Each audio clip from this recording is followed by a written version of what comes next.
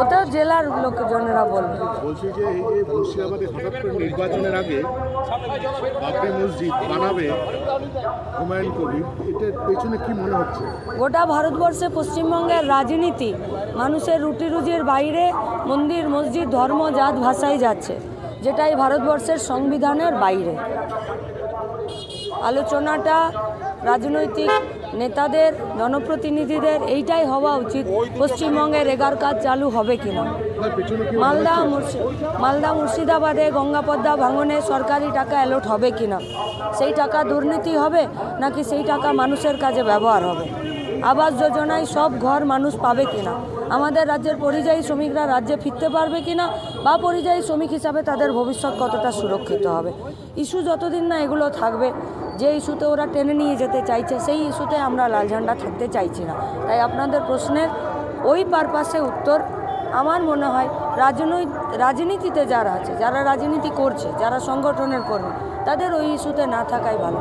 কারণ নন ইস্যু যখন ইস্যু হয়ে যায় তখন মানুষের রুটি রুজির ইস্যুগুলো হারিয়ে যায়। বলছি কালকে কোনো একটা সংবাদ মাধ্যমে প্রকাশ হয়েছে মোহাম্মদ সেলিমের সাথে কোনো নাকি কথা হয়েছে, কী বলবেন?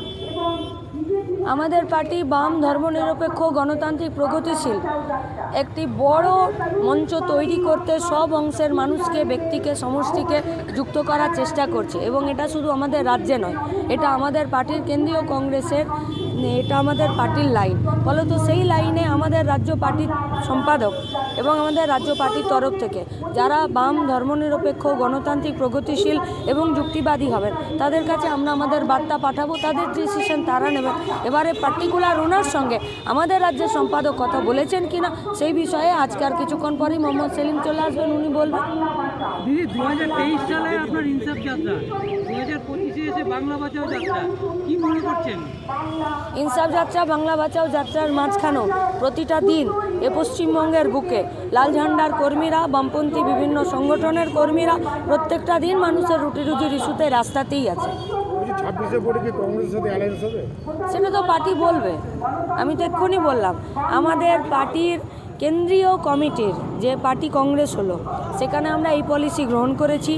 বাম ধর্মনিরপেক্ষ গণতান্ত্রিক প্রগতিশীল যুক্তিবাদী ব্যক্তি গোষ্ঠী সমষ্টিকে নিয়ে আমরা বড় মঞ্চ তৈরি করে আমরা ইলেকশনে, নির্বাচনে আমরা একসঙ্গে থাকতে চাই। আরেকটা নেক্সট প্রশ্ন করছি, বেশ কিছুদিন আগে কালিয়াচকে 38 ঘন্টা 3টা খুন হয়েছে। বছরের শুরুতে আমি তৃণমূল নেতা খুন, প্রত্যেক গত মাসেও কালিয়াচকে বেশ কয়েকজন খুন, কি বলবেন?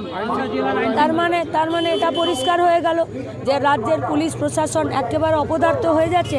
আর যিনি মাথায় আছেন তিনি রাজ্যের মুখ্যমন্ত্রী, তিনি একাধারে পুলিশ মন্ত্রী। ফলত তাদের কন্ট্রোলে এ পশ্চিমবঙ্গের গুন্ডারাজ কন্ট্রোলে নেই। তাহলে গুন্ডারাজ খতম করতে গেলেই সরকারকে উৎখাত করতে হবে। রাজ্যের মুখ্যমন্ত্রীকে স্বরাষ্ট্রমন্ত্রী হিসেবে ব্যর্থ পুরো। আপনিই তো বললেন বছরের শুরু থেকে এখন অবধি 3টে খুন।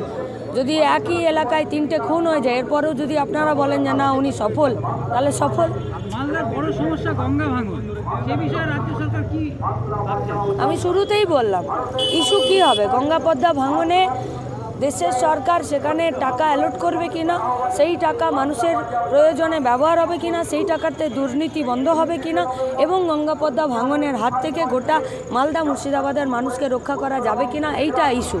যারা মন্ত্রী আছেন, যারা রাজ্যের এবং দেশের মন্ত্রী আছেন, তাদের কাজের হিসাব তথ্য কে নেবে? সাধারণ মানুষ নেবে। তাই মানুষকে একত্রিত করতেই বাংলা বাঁচাও যাত্রা।